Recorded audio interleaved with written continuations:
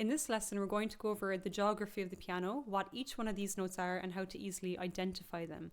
So first of all, our notes run from A to G like the alphabet.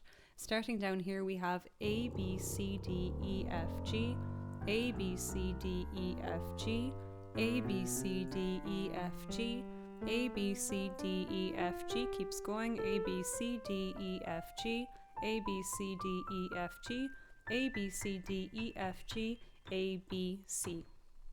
And on a full-size piano, we have 88 notes in total, but really we only have 12 notes, and those 12 notes are being repeated at every octave. So you don't have 88 different notes to think about, you only have 12, and then they're being repeated at every octave. So it's a much smaller space when you think about it that way. Now, every one of these notes is also assigned a number so we can easily locate them and know which C or D we're talking about. Down here at the very bottom, we start at A0 and B0, and then here starts C1. So if this octave is C1, the next C is C2, C3, middle C is C4, C5, C6, C7, and up the very top, C8. You may also hear people referring to these numbers for different instruments like the voice. People might say, I can sing from a C3 up to an A4 and things like that. So basically, just to define a range, they can give these numbers to be more precise. Let's now have a look at our black keys, which represent sharps and flats. Every time I take my primary note, a white note, and raise it a half step, I am sharpening it. So think about sharpening a knife. It would give off a high-pitched, piercing sound. So when you sharpen a primary note, you are raising it a half step.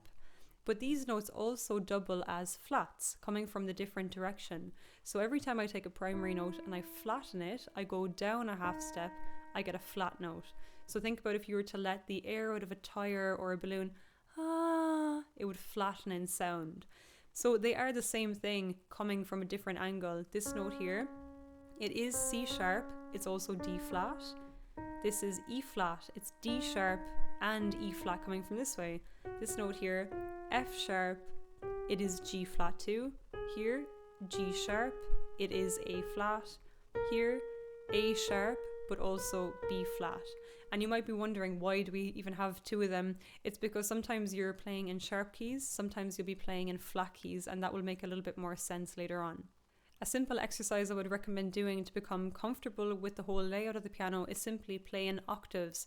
Using your middle finger, finger 3, start down here and just play in octaves. And back down.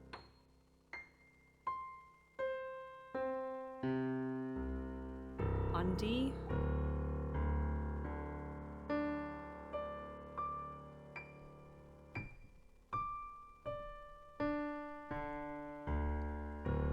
E.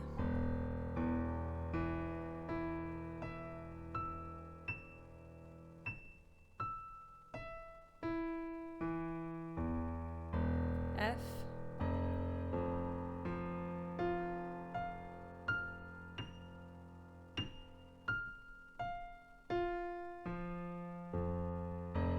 G.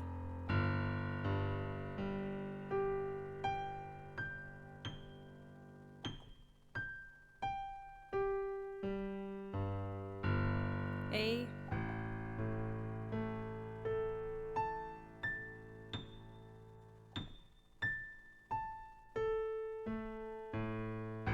B.